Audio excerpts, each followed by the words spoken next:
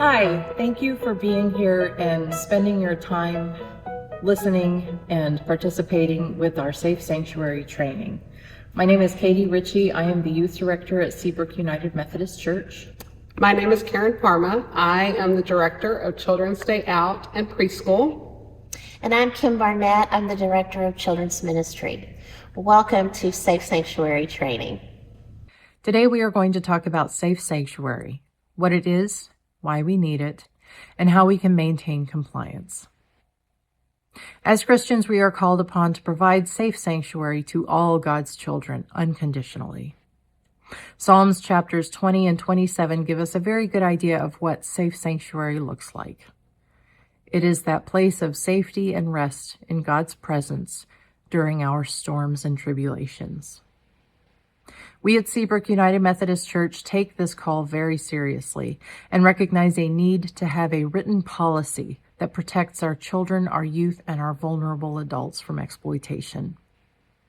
This policy should not be seen as distrust in our leadership. Rather, it should be seen as our commitment to the safety of everyone. To maintain compliance with this policy, all Safe Sanctuary certified leaders must submit a criminal background check once a year and attend Safe Sanctuary training every other year. As caregivers of children and youth, we must recognize what abuse is, and we must know the types of abuse and how we can prevent it. Abuse is defined as the mistreatment of any individual, either whether it be intentional or unintentional, and it can also be forms of punishment that may not be age appropriate. Physical abuse is the act of harming a person, whether it be intentionally or unintentionally. Physical abuse can also be done when harsh punishment is done to a person that does not take into account their age or condition. Sexual abuse is the act of sexual exploitation of a child or minor. These can include rape, incest, indecent exposure, or sexual activity with a child or minor. Examples can be things such as displaying visual materials, saying sexual comments, touching oneself or touching another person, fondling them, touching their hair, or touching their clothing. Children are mostly sexually abused by someone they know, they trust, or someone in authority. Emotional abuse is abuse from either physical, sexual, or verbal abuse. Things that will harm the child or youth in a psychological way.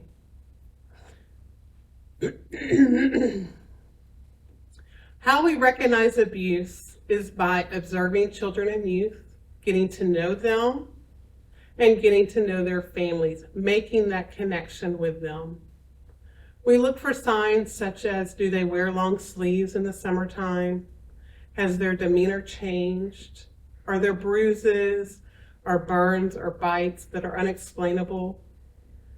Do they withdraw from activities? Do they get nervous around adults? Or maybe they're more aggressive than they used to be. Do they wear clothing to conceal their bodies? Do they not want to change clothes in front of others? All of these can be signs of abuse, but they are not proof of abuse. Here at Seabrook United Methodist Church, we work to make sure that we are keeping all of our children and youth safe. One way we do this is by our 2 deep leadership and being in line of sight of each other. We also suggest that the children do a buddy system so that a child is never left alone with an adult. We also encourage, when we do have to do one-on-one mentoring, that we do that in line of sight of another caregiver. Other ways that we keep children and youth safe in our program is to maintain physical and emotional boundaries. We must respect and never manipulate these boundaries.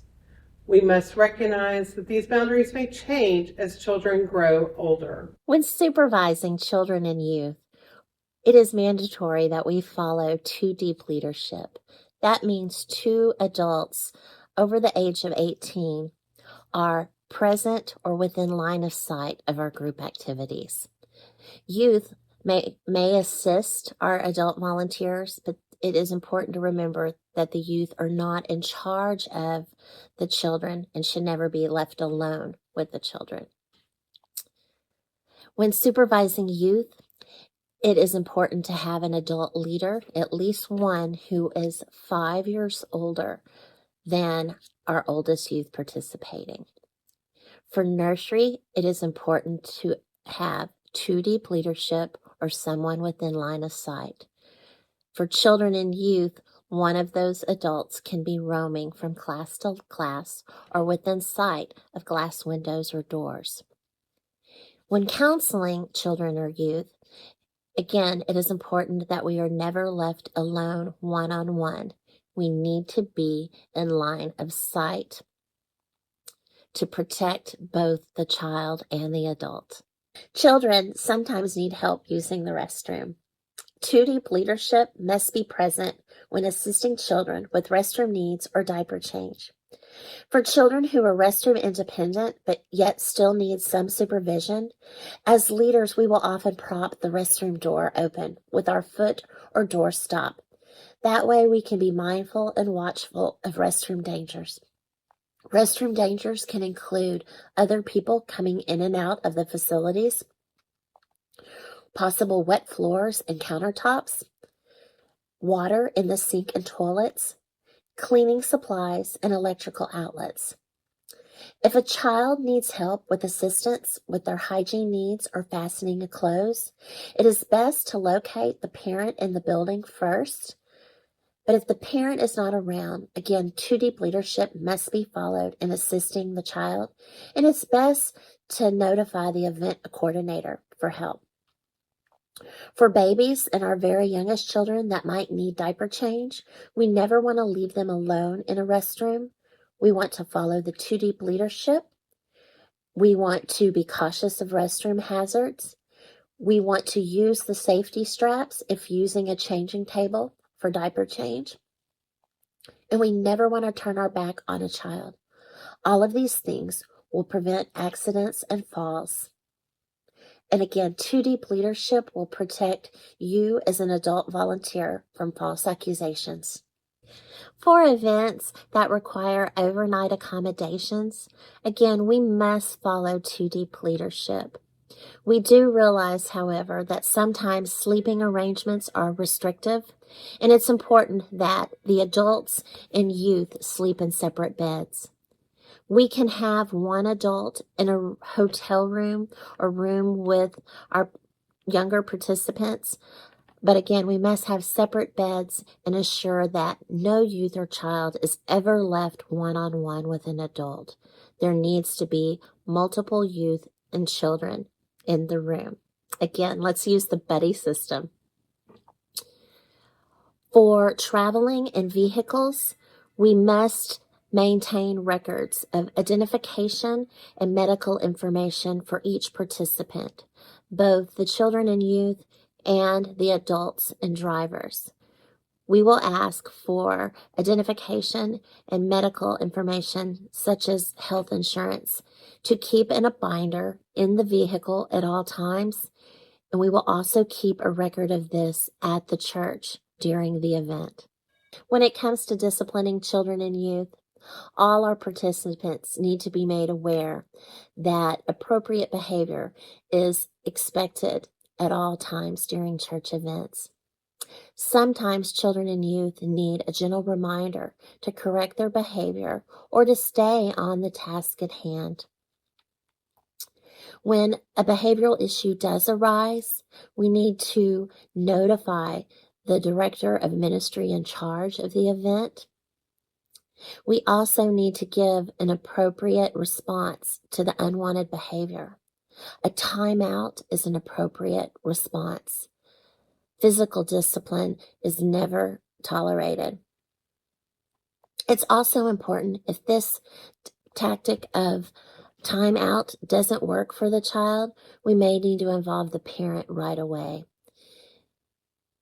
If appropriate behavior is not resumed, it might be necessary to send the child home for this event. Now we are going to go over a few definitions and how they fit into the guidelines set before us by the Texas Annual Conference. Our first definition is safe sanctuary leader. A safe sanctuary leader is an adult age 18 or older who is in good standing with our safe sanctuary policy. For children-only events, a safe sanctuary leader must be at least 18 years old. For children and youth events, or youth events, the safe sanctuary leader must be at least 23 years old. There must be 2 safe sanctuary leaders at all times on the premises during a children and youth event. Each one of these safe sanctuary leaders is 100% responsible for the safety and well-being of the children and youth in his or her care. Our next definition is a safe sanctuary helper. A safe sanctuary helper is an adult age 18 or older who is in good standing with our safe sanctuary policy. A safe sanctuary helper does not meet the minimum age requirement for the group he or she is supervising. A safe sanctuary helper assists the safe sanctuary leader in that the helper satisfies the 2 adult rule, which is the rule that requires a minimum of 2 adults present for every church-sponsored event where children and youth are present. Another important definition is clear line of sight. Clear lines of sight are unobstructed visibility to the activities of children and youth and are required at all times during church-sponsored events. Classroom doors with windows on them that are unobstructed provide clear lines of sight. During one-on-one counseling, if the room's door does not have an unobstructed window where people can check in from time to time, that door must remain open at all times. Our next definition is a safe sanctuary youth. A safe sanctuary youth is a youth entering 6th grade through graduating high school seniors who wish to assist safe sanctuary leaders. A safe sanctuary youth must have an annual release form signed by his or her parent or guardian, must attend and successfully complete safe sanctuary training, and must have a recommendation from the youth director. All 3 of these documents are required for the Safe Sanctuary Youth's volunteer hours to count. Ultimately, the responsibility of the Safe Sanctuary Youth falls to Safe Sanctuary leadership. Therefore, it is important to remember a Safe Sanctuary Youth does not count toward the 2 adult rule. The 2 adult rule addresses the concern of the Texas Annual Conference that a minimum of 2 adults be present during any children and youth, or youth event. The 2 adult rule is satisfied by at least 2 safe sanctuary leaders, or at least 1 safe sanctuary leader and 1 safe sanctuary helper. You must remember that a safe sanctuary leader is an adult at least 21 years old for children and youth or youth-only events, or an 18-year-old or older for children-only events. In the case of overnight accommodations, there must be at least 2 safe sanctuary leaders present at all times. For co-ed overnight accommodations, there must be at least 1 safe sanctuary leader for each gender. For overnight stays, we strongly recommend that at least 2 safe sanctuary leaders be present in each sleeping area. When that is not possible, there can never be 1 adult alone with 1 child or youth. This concludes the training video for Safe Sanctuary. Your next step will be to take an online quiz. When you're done with your quiz and the results are in, you will receive a certificate of completion, one copy of which will be kept at the church in your file.